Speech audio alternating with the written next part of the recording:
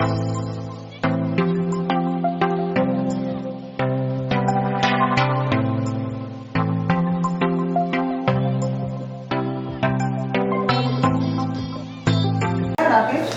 थोड़ा सा मतलब एक्टिंग करते हुए, क्योंकि उसके ऊपर तो म्यूजिक ही हम लोग यूज करते हैं।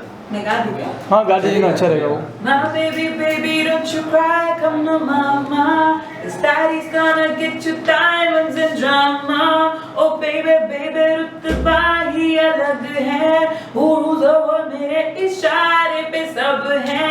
Oh money, blue blood, pulling out the red blood. 'Cause we coming at the scene, 'cause I got the genes coming from a long line of kings and queens. Royal, sheen, royal, taking whatever we please. Royal, diamonds and diamonds, 'cause we royalty.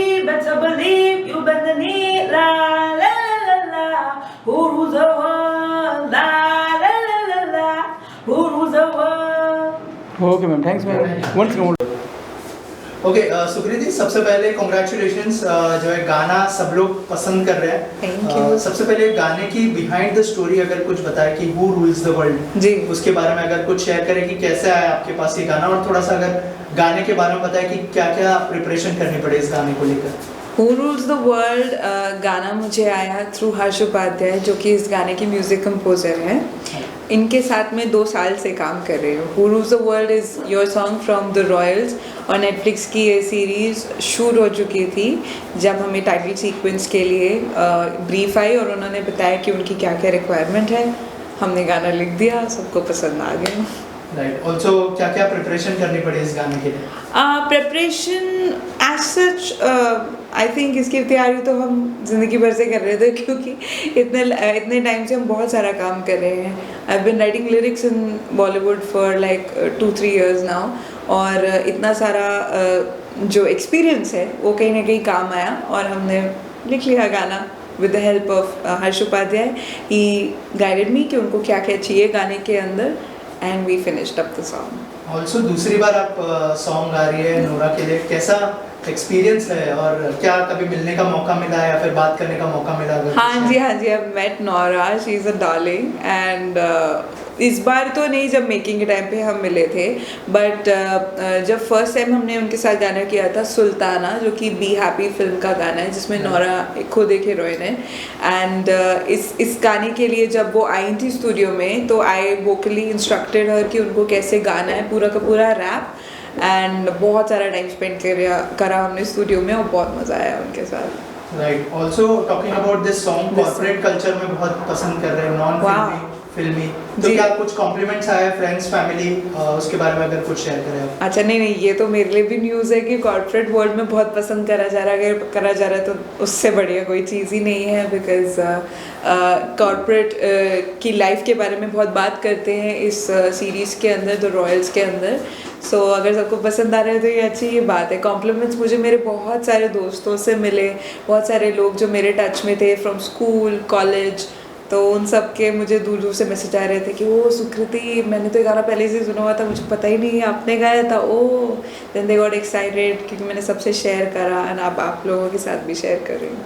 Right, लोगों ने already सुना है गाना, अगर आप 2 लाइनें गुनगुना दे इस गाने की। Of course. My baby, baby, don't you cry, come to mama, 'cause daddy's gonna get you diamonds and drama. Oh baby, baby, रुतबा ही अलग है, who rules the world मेरे इशारे पे सब हैं। म्यूजिक का ट्रेंड इन दिनों पूरी तरह से चेंज हो गया है, वो ट्रेंड को कैसे देखती है? म्यूज़िक का ट्रेंड, मुझे लगता है म्यूज़िक के वही साथ सुर हैं, हो सकता है उसको मार्केट करने का ट्रेंड चेंज हो गया है, पर म्यूज़िक बनाने का तरीका तो अभी भी वही है, तो मैं म्यूज़िक बनाने के बारे में थोड़ा ज़्यादा सोचती हूँ। जी। राइट, एज अ सिंगर क्या कोई ऐसा कोई म्यूजिक डायरेक्टर है जिसके साथ काम करने का ड्रीम हो, अगर कुछ शेयर करना चाहें? डेफिनेटली मेरा ड्रीम है कि मैं अमित त्रिवेदी सर या सलीम सुलेमान सर जो डुओ हैं उनके साथ काम करूं, क्योंकि मुझे उनका म्यूज़िक बहुत अच्छा लगता है। ऑलरेडी मैं जिनके साथ काम कर रही हूँ वो भी बहुत अच्छे हैं, हर्ष उपाध्याय जिनके साथ मैं काम कर रही हूँ, एंड और भी लोगों के साथ काम करना चाहती हूँ, एंड ये लोगों के साथ करूँ तो बहुत लकी रहूँगी। आप राइटिंग भी करती है, सॉन्ग भी गाती है, कैसे मैनेज करती है दोनों चीज़ों को, और कौन सी चीज़ सबसे ज़्यादा इजी या डिफिकल्ट है, इस बारे में कुछ? देखा जाए तो दोनों अपने अपने लेवल पे डिफरेंट है, क्योंकि मुझे लगता है सिंगिंग की ट्रेनिंग में 10 से ज़्यादा साल मैंने सीखा है।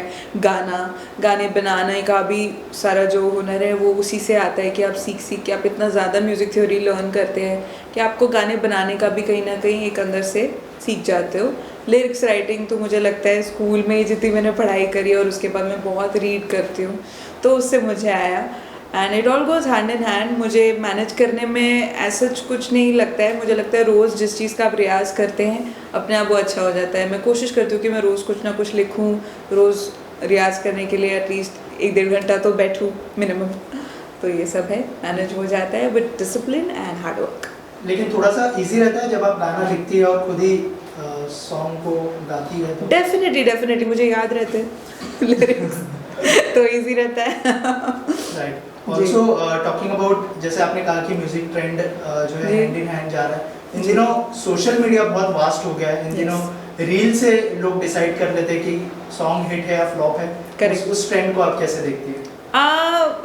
कुछ हद तक ये सही भी हो सकता है, क्योंकि अगर आपको सोशल मीडिया पे कुछ पसंद आए, क्योंकि सोशल मीडिया पे आई थिंक लोग आजकल दिन के 4 से 5 घंटे स्पेंड कर रहे हैं। अगर आप 4 से 5 घंटे कहीं पे स्पेंड कर रहे हैं तो आपकी दुनिया कहीं ना कहीं उसके आसपास ही घूमती है। तो अगर आपको वहाँ पे कोई गाना बार बार सुनने को मिल रहा है तो इंसान को लगता है कि हाँ ये तो अच्छा है। फिर वो क्या करता है, फिर वो स्ट्रीमिंग प्लेटफॉर्म पे जाता है, फिर वो फिल्म थिएटर में जाता है, नेटफ्लिक्स पे जाता है, जहाँ भी जाता है चेक करता है कि ये गाना कहाँ से आ रहा है तो कहीं ना कहीं गाने भी हेल्प करते हैं फिल्मों को, सीरीज़ को एक प्रमोशन देने में, और सीरीज़ गानों को देती है। तो ये hand in hand type situation है। ऑल्सो इन दिनों गाने भी बहुत सारे रिक्रिएट किए जा रहे हैं, उसकी कितना फेवर में है आप, और आपको क्या इन फ्यूचर कभी कोई ऐसा कोई गाना मिलता है रिक्रिएट? मैं बिल्कुल फेवर में हूँ, मैं क्यों अगेंस्ट में होगी। मुझे तो बहुत अच्छे लगते हैं पुराने गाने, और जब हम उसके अंदर अपना मॉडर्न साउंड्स को यूज़ करते हैं मुझे ऐसा लगता है कि ऑब्वियसली टेक्नोलॉजी टाइम के साथ एडवांस होती जाती है, तो साउंड की भी रिचनेस कहीं ना कहीं थोड़ी सी बढ़ी है ओवर द ईयर्स। एंड जब वो रिक्रिएट करे जाते हैं तो मुझे ऐसा लगता है ऑडियो की डेप्थ बढ़ जाती है। अगर अच्छे से निभाया गया है और अच्छे से बनाया गया है तो पुराने गाने जब रिक्रिएट होते हैं तो बहुत अच्छे साउंड करते हैं, और मुझे भी बहुत अच्छा लगेगा इस तरह का गाना गाने के लिए। इंडियन और वेस्टर्न म्यूजिक की अच्छी खासी आप समझ रखती हो, तो उससे कितना फ़ायदा होता है, स्पेशली जो इस तरह के गाने जो काफ़ी यूथ सेंट्रिक होते जी हैं? हाँ, बहुत फ़ायदा होता है एक्चुअली, क्योंकि मेरे इन्फ्लुएंसेस बॉलीवुड और हॉलीवुड दोनों के हैं, राइट। तो जब उनको इस तरह का ब्लेंड चाहिए होता है तो मैं उसको डिलीवर कर पाती हूँ। हिंदुस्तानी क्लासिकल और वेस्टर्न क्लासिकल दोनों में ही वही सात सुर हैं, बट उसके नाम अलग अलग होते हैं। बट जब उनको अप्लाई करने जाते हैं और उन दोनों की हमें नॉलेज होती है तो मुझे ईजी पड़ता है कि मैं उन चीज़ों को जल्दी एग्जीक्यूट कर सकूँ। ये गाना इतना अच्छा है ना, इसमें लेयर भी बहुत सारे हैं। जी तो थोड़ा सा कुछ बताना चाहें? इस गाने के लेयर, वोकल लेयर्स की बात कर रहे हैं कि मतलब डेप्थ की बात कर रहे हैं? तो एक्चुअली गाने का लिखने के लिए हमको बहुत अच्छे से स्टोरी से वाकिफ़ कराया गया था, तो उसकी वजह से हम उसको बहुत अच्छे से लिख पाए। लाइक जो फर्स्ट लाइन है आई थिंक वही अपने आप में मेरी फेवरेट है, क्योंकि it says my baby baby don't you cry come to mama because daddy is gonna get you diamonds and drama. I mean कोई सेंस नहीं है डायमंड्स एंड ड्रामा ये साथ में क्या चल रहा है बट एक्चुअली क्योंकि फिल्म के अंदर सीरीज़ के अंदर जब हम बात करते हैं तो ईशान खट्टर का जो कैरेक्टर है वो एक रिच स्पेस में पैदा हुआ है, कहीं ना कहीं एक पेरेंट्स की पैम्परिंग में पैदा हुआ है, and he has all the luxuries. But जब इंसान बहुत प्रिविलेजेस के साथ पैदा होता है तो उसकी स्ट्रगल्स के बारे में कोई नहीं समझ पाता, क्योंकि सबको उसका ग्लैम और ग्लिट्स दिखाई देता है। तो हम बात कर रहे हैं डायमंड्स की और ड्रामा की। ड्रामा मतलब कि जो उनके अपने इंटरनल स्ट्रगल्स हैं, जो सीरीज़ के अंदर भी बहुत अच्छे से पोर्ट्रे करे गए हैं। सो एंड उसी तरह से पूरे उसमें रैप से 2 रैप्स हैं, एक रैप डेडिकेटेड है to Bhumi Pednekar's character and the other one is dedicated to Ishaan Khattar's character. तो दोनों के कैरेक्टर्स के बारे में बहुत डीप में बात करी थी। सॉन्ग को लेके कुछ तो ब्रीफ हुआ होगा, लेकिन इसके अंदर जो है वेस्टर्न और इंडियन को जो मिक्स किया है बहुत अच्छी लग रही है। किस तरह का ब्रीफ था? क्या इंडियन था या दोनों को मिक्स करने की पहले से ब्रीफ आई थी? नहीं, ये सारा डिपार्टमेंट तो मेरे म्यूज़िक डायरेक्टर हर्ष उपाध्याय का था। उनका आइडिया था कि इस तरह का गाना बनाते हैं। उन्होंने वेस्टर्न स्टाइल में मुझे लिखने को कहा और म्यूज़िक में उन्होंने बहुत सारे राजस्थानी सारंगी के एलिमेंट्स वगैरह डाले और बीच में बोल ताल भी चलती है, तक दिन बीच में चलता रहता है, तो उससे बहुत अच्छा एलिमेंट आता है इंडियन का, क्योंकि यहाँ पे राजस्थान के म्यूज़िक की बात हो रही है तो राजस्थानी इन्फ्लुएंसेस, फोक इन्फ्लुएंसेस बहुत अच्छे से उन्होंने इनकॉर्पोरेट किया। इसका पूरा क्रेडिट हर्ष उपाध्याय को जाता है। ये भी जानना चाहूँगा कि रैपिंग की अगर बात करें तो मेल रैपर्स तो काफ़ी नोन है, काफ़ी ज़्यादा भी है। फीमेल रैपिंग में अभी भी बहुत स्कोप है अगर देखा जाए तो। और क्या आपको लगता है कि वो एक बढ़िया चीज़ है जो आप में एक अलग सी यूएसपी से एक और सक्सेस की सीढ़ी आप ज़्यादा से तेज़ी चढ़ सकती है? फीमेल रैपर्स है। मुझे ऐसा लगता है एज अ म्यूजिशियन आपको जितने टैलेंट्स हों आपके उतने कम हैं, क्योंकि आप मल्टीपल स्ट्रीम्स में अच्छे होते हैं तो आप एक मतलब वेल राउंडेड थॉट को प्रेजेंट कर पाते हैं। जैसे मेरे को अगर लिखना भी आता है और गाना भी आता है तो मैं उस थॉट की क्लैरिटी को और ज़्यादा अच्छे से निभा सकती हूँ। कभी कभी मुझे ऐसा लगता है, हालांकि मतलब डिबेटेबल है। और सॉरी मैं क्वेश्चन भूल गई, क्या बोल रही थी? क्वेश्चन ये था कि बहुत कम फीमेल रैपर्स हैं इंडिया में। जी। तो I think you are one of those. Yes, yes, that's a great thing. Correct. उसको किस तरह से देखती हैं आप? नहीं एक्चुअली भाई, हाँ करेक्ट, जो मैं कह रही थी कि मुझे मल्टीपल जो टैलेंट्स है कि लिखना भी जानती हूँ, गाना भी जानती हूँ, एंड नाउ मुझे नहीं पता था कि रैप कोई अलग चीज़ है। मैं तो वो भी गा ही रही थी मेरे हिसाब से। तो अगर उसको रैप एक सेपरेट कैटेगरी की तरह समझा जा रहा है और वो मेरा एक प्लस पॉइंट बनता है तो मैं खुशी हूँ, अच्छी बात है। जो मतलब म्यूज़िक मेरे लिए एक मीडियम है अपने आप को एक्सप्रेस करने का। आपको किस भी वे में अच्छा लग रहा है मैं खुश हूँ। जो चाहिए वो मैं प्रेजेंट करने को तैयार हूँ। एज एन एंटरटेनर मेरी ड्यूटी है कि मैं आप सबको एंटरटेन करूँ in any way that you would like. We also heard that there are web series, other things also coming up. Is that okay for you to speak up about that? Unfortunately, I am not allowed to talk about these things, but soon you will see a lot of things coming from our end. We're working very hard, and I hope I can share them with you very soon. Also बहुत सारे reality shows में भी हमने देखा है कि singers अभी बहुत सारे आ रहे हैं। जी। तो उसको कैसे देखती है आप? क्योंकि रियलिटी शोज के सिंगर को ज़्यादातर हमने देखा है कि काम नहीं मिलता है। तो अगर कुछ शेयर करना चाहे आप उसके बारे में क्या? एक्चुअली मेरे नॉलेज में तो रियलिटी शोज के 2-3 फ्रेंड्स हैं मेरे, और मेरे हिसाब से उनको काम मिलता है। हो सकता है कि आप प्लेबैक की बात कर रहे हैं, राइट?